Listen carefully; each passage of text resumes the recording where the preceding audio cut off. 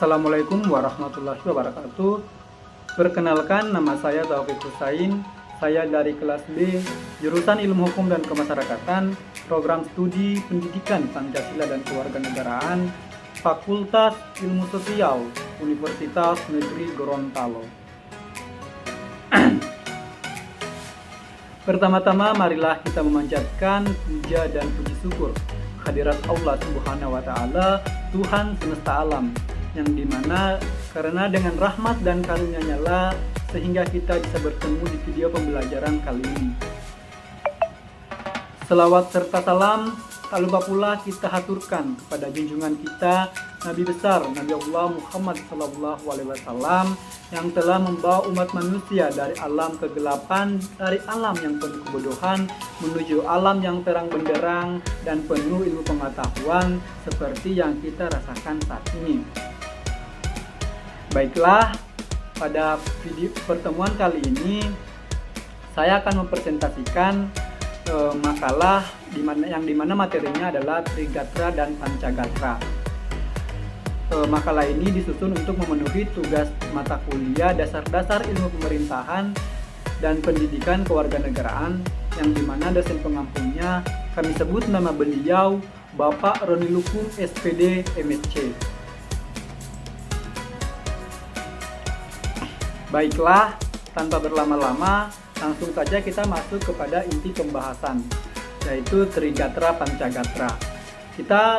Untuk terlebih dahulu kita masuk dulu ke Trigatra. Jadi Trigatra adalah aspek-aspek suatu negara yang memang sudah melekat pada negara itu dan tidak pernah sama spesifikasinya untuk setiap negara. Trigatra mengandung unsur-unsur alamiah yang bersifat relatif tetap atau statis. Trigatra memiliki 3 aspek, yaitu yang pertama geografi, kedua kekayaan alam, dan yang ketiga kependudukan. Langsung saja kita masuk kepada aspek yang pertama, yaitu geografi. Jadi aspek geografi sendiri dalam Trigatra berkaitan dengan letak geografi negara Indonesia.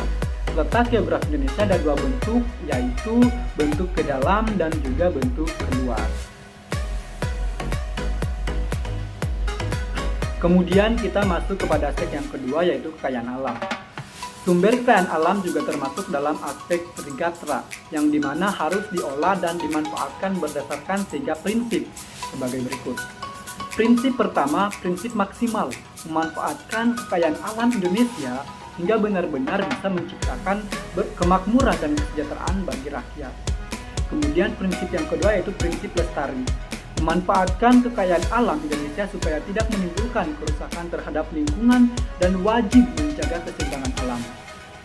Dan yang ketiga yaitu prinsip berdaya asing. Hasil pemanfaatan kekayaan dalam alam harus mampu bersaing dengan hasil kekayaan alam di negara lain. Dan terakhir kita masuk kepada aspek yang terakhir, yaitu kependudukan. Aspek selanjutnya adalah keadaan dan kemampuan penduduk, yang dimana berhubungan dengan kondisi kependudukan Indonesia yang meliputi 3 hal, yaitu jumlah penduduk, komposisi, dan distribusi penduduk. Jumlah penduduk sendiri dipengaruhi oleh 3 hal, yakni kematian, kelahiran, dan migrasi. Lalu komposisi penduduk berarti susunan penduduk berdasarkan umur, jenis kelamin, agama, suku bangsa, tingkat pendidikan, dan lain-lain. Sementara untuk distribusi penduduk adalah proses penyebaran penduduk. Distribusi penduduk dapat dikatakan ideal apabila distribusinya merata sehingga bisa memenuhi persyaratan kesejahteraan dan keamanan. Kemudian kita masuk kepada Pancagatra. Pancagatra adalah aspek-aspek kehidupan nasional yang menyangkut kehidupan dan pergaulan hidup manusia dalam bermasyarakat dan bernegara dengan ikatan-ikatan, aturan-aturan, dan norma-norma tertentu.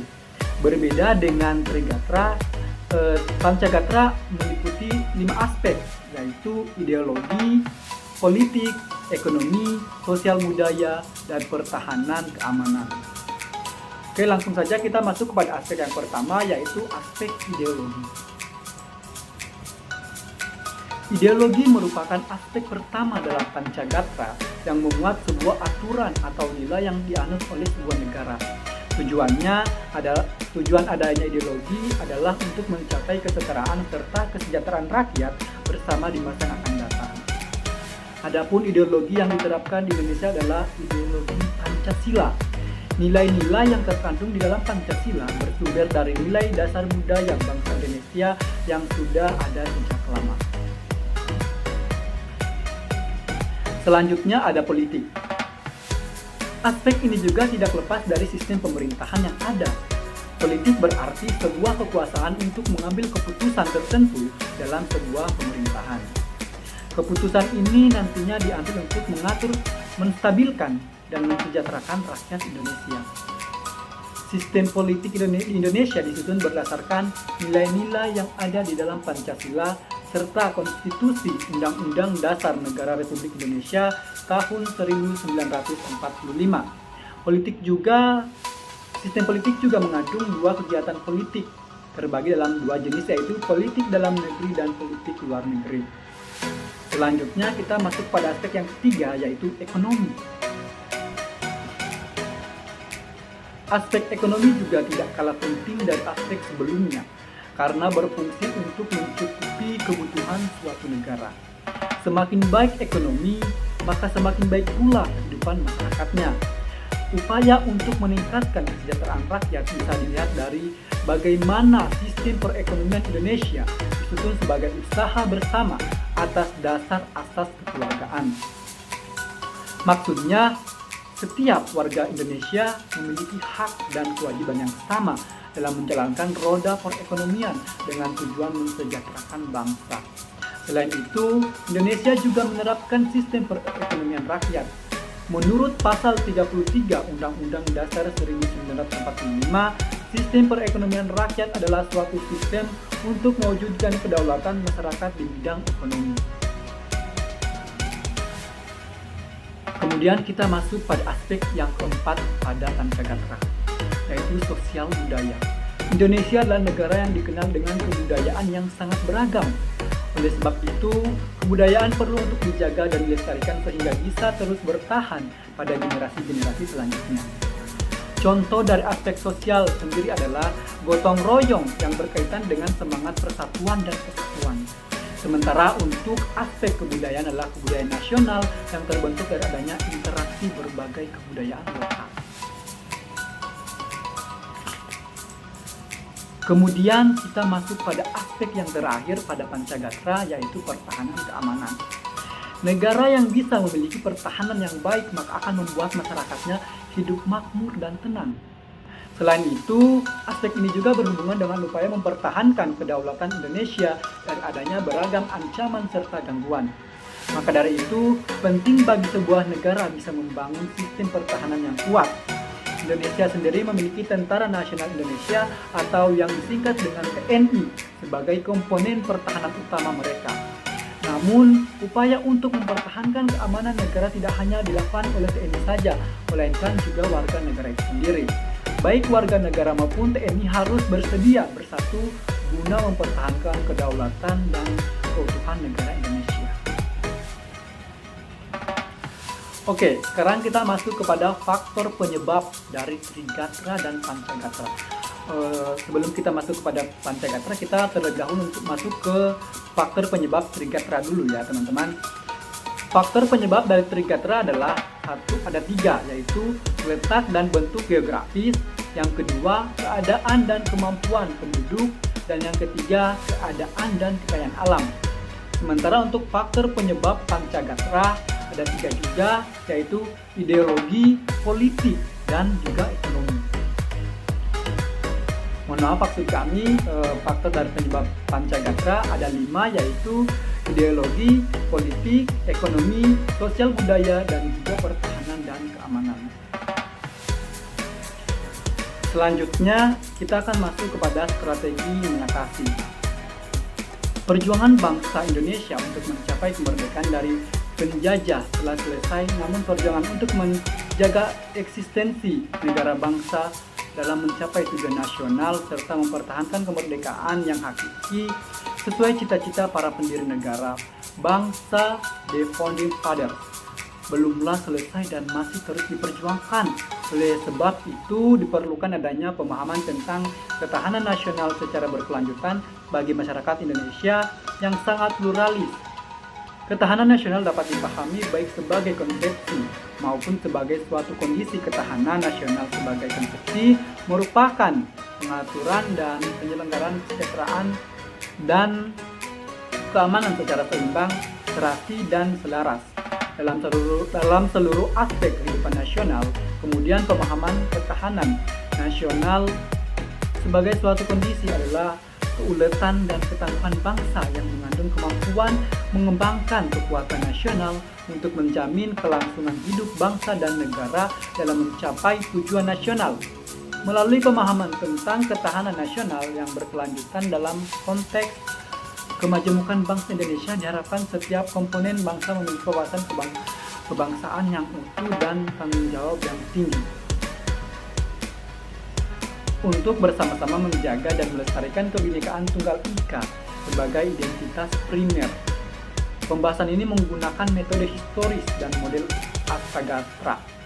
Model yang berisi 8 gatra terdiri atas Trigatra geografi, sumber daya alam, demografi, dan Pancagatra ideologi, politik, ekonomi, sosial dan budaya, serta pertahanan keamanan. Hasil analisis adalah bahwa keberlangsungan hidup dan eksistensi suatu bangsa sangat dipengaruhi oleh kemampuan bangsa tersebut dalam memahami, menguasai kondisi Astagatra secara berkelanjutan. Selanjutnya kita masuk kepada contoh kasus. Bangsa Indonesia memiliki keunggulan letak yang sangat strategis, namun keunggulan letak geografis dan jalur perdagangan laut strategis tersebut mengundang datangnya beberapa ancaman, seperti hadirnya kekuatan militer negara-negara adidaya, munculnya pelaku kejahatan seperti penyelundupan, perdagangan manusia, dan perdagangan narkoba. Baiklah teman-teman, selanjutnya kita masuk kepada peraturan yang terkait. Undang-Undang Dasar Negara Republik Indonesia 1945, Undang-Undang Dasar Negara Indonesia secara eksplisit mengatur kewajiban warga negara Indonesia WNI untuk ikut serta dalam upaya bela negara. Hal itu tertuang dalam pasal 27 ayat 3 Undang-Undang Dasar Negara Republik Indonesia 1945 yang berbunyi, setiap warga negara berhak dan wajib ikut serta dalam upaya pembelaan negara.